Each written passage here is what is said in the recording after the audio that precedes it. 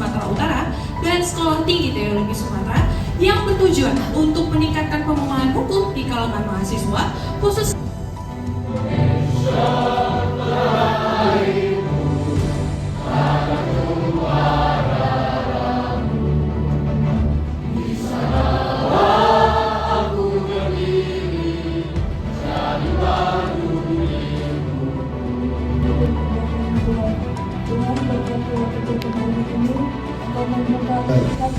Terima kasih sebelumnya yang saya hormati kepada Bapak juga telah memberikan waktu dan tempat supaya kegiatan adik-adik kita ini dapat berlangsung sebagaimana mestinya.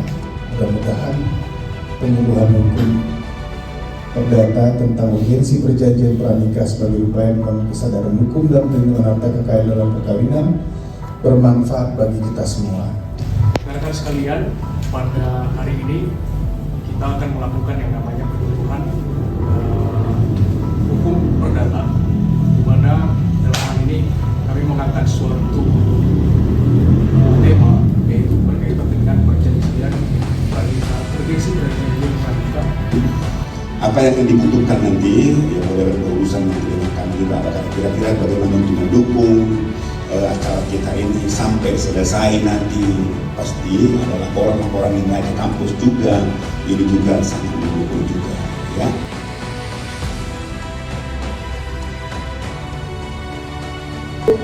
Teman-teman, kita bisa lihat di slide bahwasannya di sini perjanjian pranikah adalah suatu perjanjian atau suatu kontrak yang dibuat sebelum pernikahan dilangsungkan. Jadi sebelum pernikahan dan mengikat kedua belah pihak calon yang akan menikah dan berlaku sejak pernikahan itu dilangsungkan. Jadi biasanya kalau seandainya kita tidak mengkaitkan atau tidak mengkontekstualisasikan ke dalam regulasi atau kebijakan yang sudah diatur oleh negara ini seperti itu.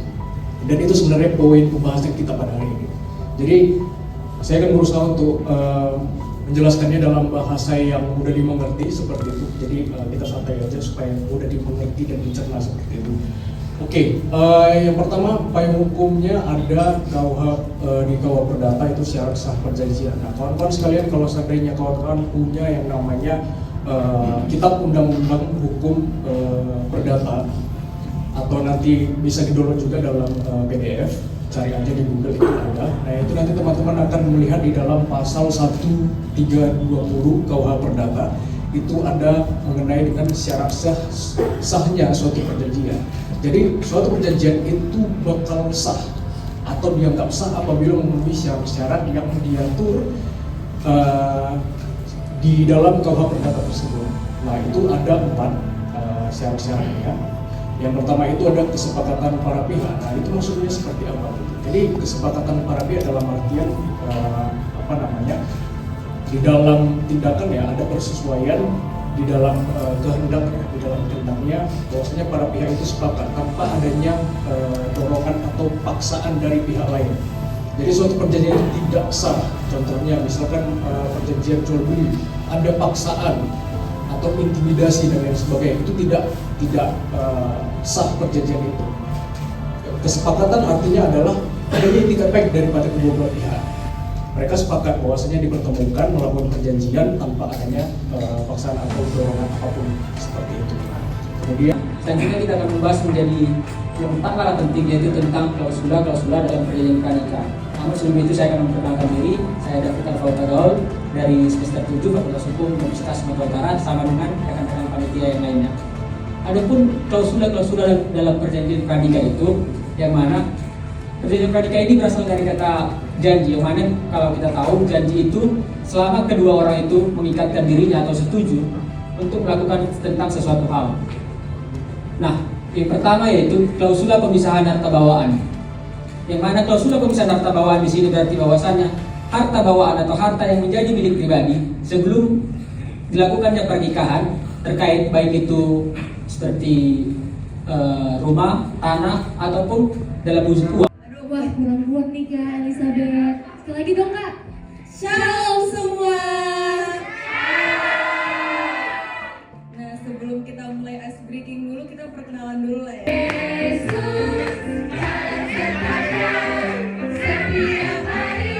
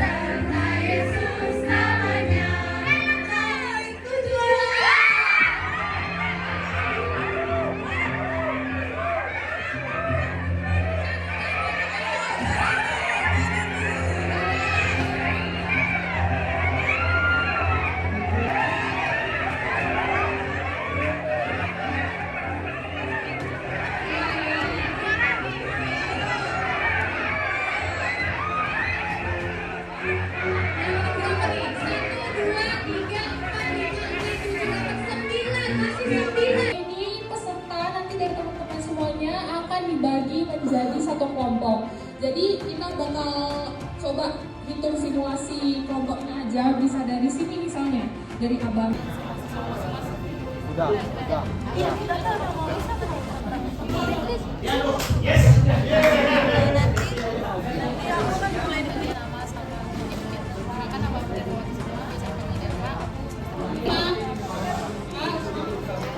Oke, kita langsung aja ya guys.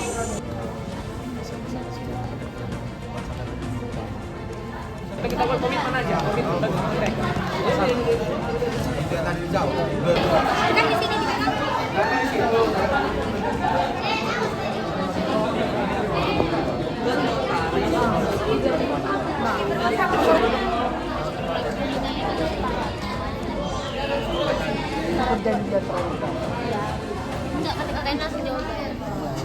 Pesannya sudah. Oke, dari Pak Marisa sudah.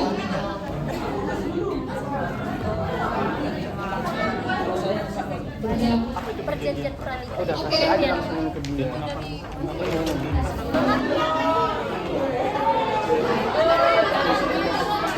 Baik, sebelumnya saya sapa kita semuanya, Shalom. Kami dari kelompok 1 akan mempresentasikan hasil diskusi kami yang akan disampaikan oleh moderator kami yaitu Bang Jack.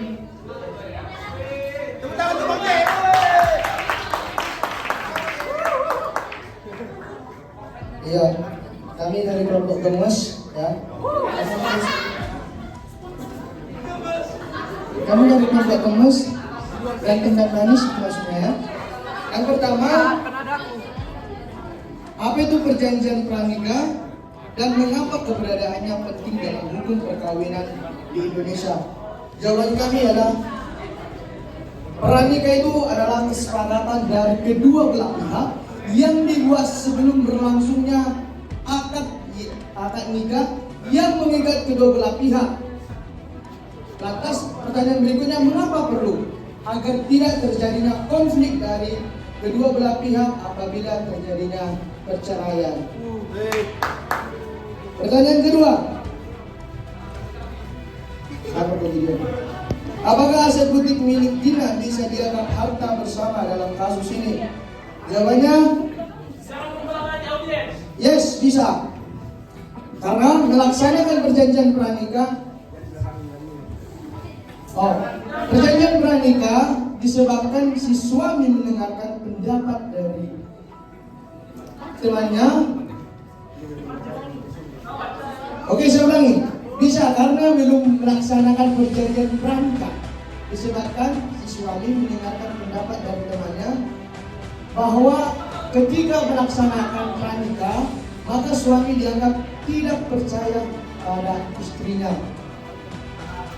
Nomor 3, mengapa banyak pasangan masih menganggap perjanjian pranikah tabu atau tanda ketidakpercayaan? Yang pertama, karena tidak adanya pemahaman mengenai pranikah. Dan yang kedua, saling mempercayai satu dengan yang lain. Pertanyaan nomor 4,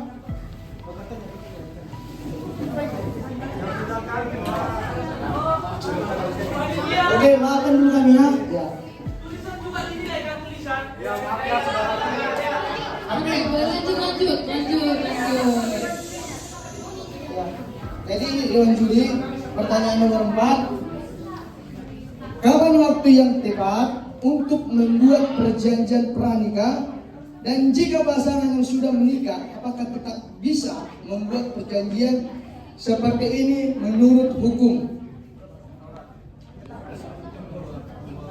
2 bulan sebelum melakukan pernikahan menurut hukum. Lalu jawabannya bisa dengan alasan status yang jelas. Nomor 5, jika kamu di posisi si Dina, apa langkah yang bisa kamu ambil untuk melindungi usahamu tanpa menyinggung perasaan pasanganmu? Yang ke-1, menjadi investor. Nomor 2, fokus mengembangkan usaha butik istrinya. dan sama-sama membayar atau mencicil utang pasangannya atau suaminya ya. Saran, mari membuat pranikah dan perjanjian kepercayaan suami dan istri.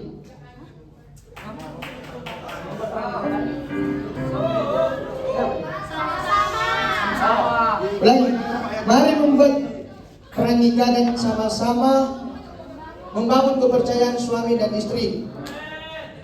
Kesimpulan, pranikah itu sangat penting untuk masyarakat. Terima kasih. Oke, semuanya salam teman-teman. Kurang semangat, salam. Baik, kami berdiri dari kelompok 2. Kami ingin menyampaikan setiap pemahaman kami mengenai kasus yang sudah kami terima. Oke, untuk pembacaan daripada pemahaman kami itu boleh disampaikan oleh saudara Eben Simanora. Berikan tepuk tangan kepada saudara Eben Simanora. Oke, baik, saudara-saudara, terima kasih. Dari pertanyaan yang sudah diberikan oleh panitia tadi, kami menjawab yang pertama adalah bahwa apa itu perjanjian pranikah dan mengapa keberadaannya penting dalam hukum perkawinan Indonesia. Nah, kalau menurut kami perjanjian pranikah itu adalah kesepakatan terhadap kedua belah pihak yang keberadaannya adalah untuk melindungi hak-hak masing-masing dari kedua pasangan. Jadi berdasarkan kasus tadi kami menemukan ternyata ada penyelewengan hak antara kedua pasangan tadi, di mana seharusnya Dina tidak ikut terjerat dalam hukum, tapi dia diikutkan. Makanya penting untuk membuat perjanjian pranikah di awal. Itu yang pertama. Yang kedua adalah apakah aset butik milik Dina bisa dianggap harta bersama dalam kasus ini? Menurut kami tidak. Karena dari awal Dina yang membangun, Dina yang memulai usaha butiknya itu. Jadi bisa dikatakan itu adalah milik pribadinya. Namun karena sudah menikah, terpaksa harus dikatakan harta bersama. Namun dan yang ketiga adalah mengapa banyak pasangan masih menganggap perjanjian pranikah tabu atau tanda ketidakpercayaan. Yang pertama itu menurut kami adalah itu karena adat istiadat dan stigma dari masyarakat. Nah, siapa tadi si Raffi meminta pendapat dari teman-temannya. Itu berarti stigma di dalam masyarakat itu menganggap perjanjian pranikah itu adalah sesuatu hal yang tabu. Kemudian juga ada dorongan dari dirinya, dia berkata bahwa dia merasa kalau dia membuat perjanjian pranikah ini, maka si Dina terkait pasangannya, dia merasa bahwa dia tidak percaya, si Raffi tidak percaya dengan pasangannya. Itu yang kami buat alasannya. Kemudian yang keempat, kapan waktu yang tepat untuk membuat perjanjian pranikah? Ya sebelum nikah, namanya juga perjanjian pranikah, sebelum nikah. Kemudian jika pasangan yang sudah menikah, apakah tidak bisa membuat perjanjian seperti itu? Seperti ini menurut hukum, menurut kami, menurut kelompok kami bisa. Tapi kalau melihat kasus tadi ya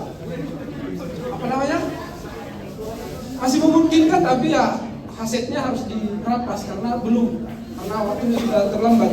Kemudian juga jika kamu di posisi Dina, apa langkah yang bisa kamu ambil untuk melindungi usahamu tanpa menyinggung pasangan?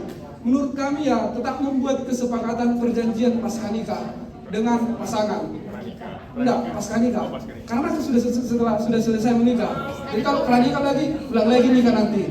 Jadi itu menurut pendapat dari kami, dan juga kami membuat kesimpulan di sini yang akan disampaikan oleh saudara Bang David Pelawak.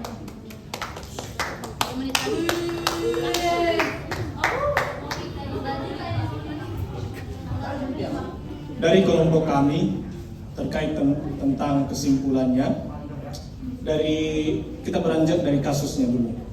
Terkait dari kasus pernikahan Raffi dan Dina, perjanjian pranikah dibuat untuk meminimalisir permasalahan rumah tangga mereka. Namun adanya, perhatikan dicatat ini, namun adanya perjanjian pranikah tidak menjamin keutuhan rumah tangga. jika kita berpikir bahwasanya kenapa bisa ada pranikah itu, perjanjian pranikah, itu dilatar belakangi dari persoalan-persoalan rumah tangga yang semakin besar. Maka ada solusi yang dilakukan sesuai dengan perundang-undangan, yaitu peraturan perjanjian pranikah.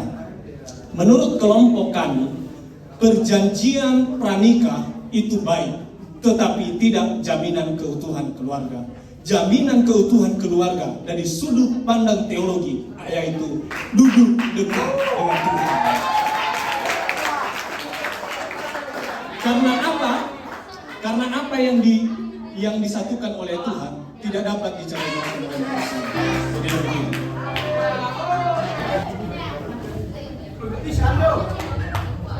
Oke, baik, kami dari kelompok 3 kami akan mempresentasikan hasil diskusi kami bersama.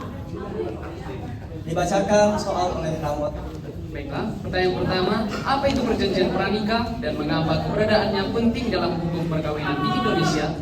Menurut kami bersama, pra-perjanjian ialah perjanjian yang dibuat oleh calon suami atau istri sebelum pernikahan untuk menjaga aset atau harta kedua belah pihak serta untuk mengetahui hak-hak dan kewajiban calon suami atau istri. Baiklah, pertanyaan nomor 2, apakah aset butik milik Dina bisa dianggap harta bersama dalam kasus ini? Menurut kami bersama, ya, karena mereka tidak membuat perjanjian pernikahan yang memisahkan harta atau aset masing-masing. Nomor 3, mengapa banyak pasangan masih menganggap perjanjian pranikah tabu atau tanda ketidakpercayaan? Karena menurut kami masih banyak orang yang menganggap bahwa perjanjian pranikah itu menunjukkan ketidakpercayaan disebabkan karena pasangan menunjukkan ego masing-masing. Pertanyaan nomor 4. Dan juga banyak yang beranggapan bahwa setelah menikah mereka sudah menjadi satu, begitu juga dengan harta aset mereka masing-masing dan juga sebagai hukum lisan bisa berubah. Pertanyaan nomor 4, kapan waktu yang tepat untuk membuat perjanjian pranikah? Dan jika pasangan yang sudah menikah, apakah tetap bisa membuat perjanjian seperti ini menurut hukum? Nah, menurut kami, pertanyaan nomor 4, waktu yang tepat adalah sebelum nikah. Pasangan yang sudah menikah tetap bisa membuat perjanjian, nah itu disebut sebagai pasca nikah. Menurut alasan kami mengatakan ini dapat dilakukan, itu menurut putusan MK nomor 69/PUU nomor 8/2015 yang berisi atau mengatakan bahwa perjanjian perkawinan dapat dibuat sebelum, pada saat, atau selama perkawinan itu berlangsung sepanjang disepakati oleh kedua belah pihak dan disahkan oleh pejabat yang berwenang. Pertanyaan nomor 5 terakhir, jika kamu di posisi Dina, apa langkah yang bisa kamu ambil untuk melindungi usahamu tanpa menyinggung pasangan? Nah, karena kami adalah mahasiswa-mahasiswa yang belajar tentang agama dan teologi, maka langkah pertama yang kami ambil adalah menerima dengan lapang dada setiap permasalahan yang terjadi dan membantu suami, karena dalam posisi Dina kami akan membantu suami dalam memecahkan masalah. Namun untuk selanjutnya pihak dari istri yaitu Dina harus membuat perjanjian dengan suami yaitu Raffi untuk memisahkan aset agar jika masalah seperti ini terjadi lagi atau terulang lagi tidak ada pihak yang dirugikan. Oke. Yang menjadi kesimpulan menurut kelompok kami yaitu, dengar ya, ayo buat perjanjian pranikah karena itu sangat penting untuk menjaga suatu hubungan pernikahan. Sekian dan terima kasih. Kelompok 4, wiu wiu wiu wiu, mantap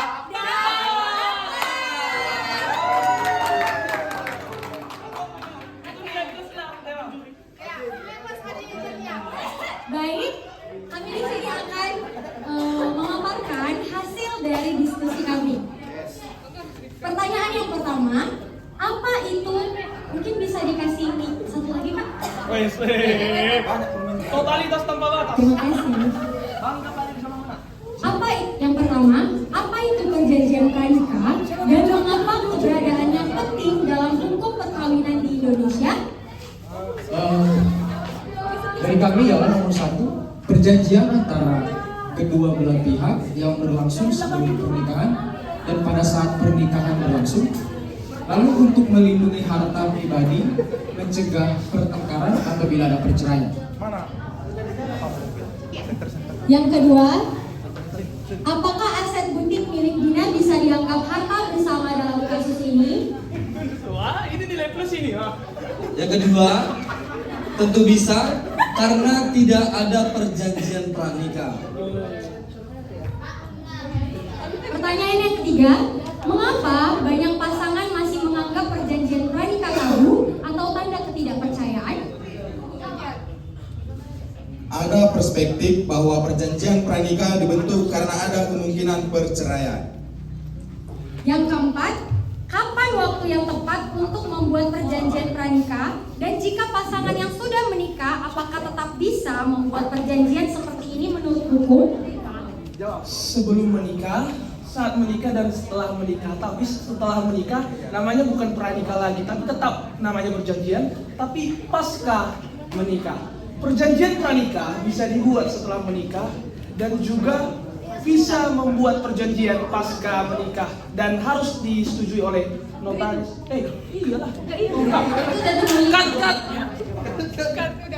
Jika kamu di posisi Dina, apa langkah yang bisa kamu ambil untuk melindungi usahamu tanpa menyinggung pasangan?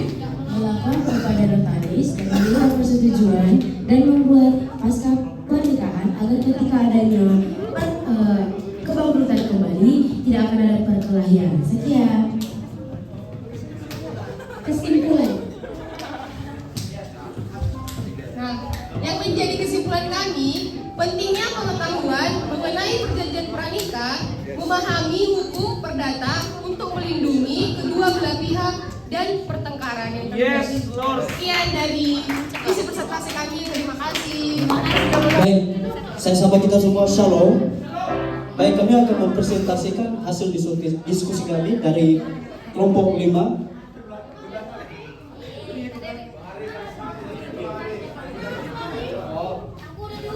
Baik, kami persilakan buat. Ya, jadi kami akan menjawab apa yang menjadi pertanyaan di sini. Ada 5 soal. Yang pertama, apa itu perjanjian pranikah dan mengapa keberadaannya penting dalam hukum perkawinan di Indonesia? Silakan Bang Haris. Baik, jawaban kami dari sini yaitu perjanjian pranikah adalah bagaimana kedua belah pihak melakukan kesepakatan sebelum pernikahan dilakukan.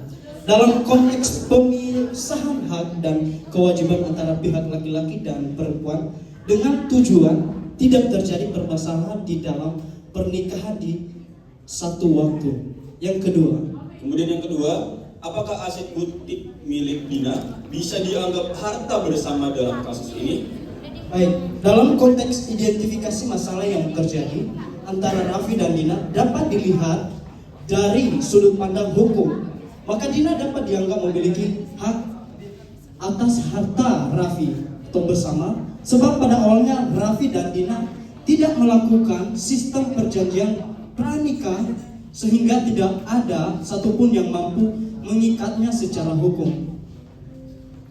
Kemudian yang ketiga, mengapa banyak pasangan masih menganggap perjanjian pranikah tabu atau tanda ketidakpercayaan?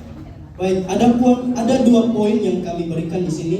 Yang pertama, karena merasa bahwa perjanjian pranikah itu berakibat terjadinya egosentris satu dengan yang lain. Poin yang kedua, karena pada dasarnya pernikahan dianggap satu kesatuan antara kedua belah pihak yang melakukan pernikahan segala sesuatunya tanpa membeda-bedakan. Amin.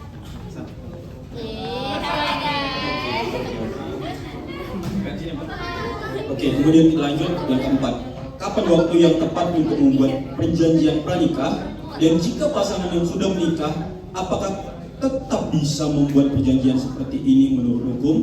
Baik, jawaban yang keempat yang kami berikan di sini itu Waktu yang tepat membuat perjanjian pernikahan minimal 2-3 bulan sebelum pernikahan. Tetapi jika baru dilakukan setelah berjalannya pernikahan, juga bisa menurut hukum yang berlaku. Namun dianjurkan sebelum pernikahan supaya tidak terjadi permasalahan di dalam rumah tangga. Kemudian yang terakhir, jika kamu di posisi Dina, apa langkah yang bisa kamu ambil untuk melindungi usahamu tanpa menyinggung pasangan? Yang kami lakukan di pertanyaan yang kelima yaitu melakukan perjanjian pasca nikah dengan 4 langkah yang kami berikan. Yang pertama yaitu lengkapi daftar keinginan bersama pasangan. Poin yang kedua, konsultasikan dengan advokat terkait perjanjian tersebut. Poin yang ketiga, libatkan notaris dalam hal pengesahan. Ya, poin yang keempat yaitu bawa akte perjanjian pranikah ke KUA atau kantor pencatatan sipil.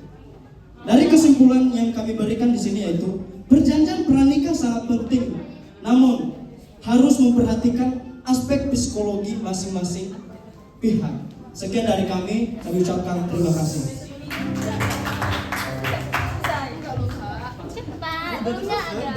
Jalan-jalan ke Kota Medan. Tidak lupa beli bolu berarti. Mohon maaf bila ada kesalahan. Tuhan Yesus memberkati.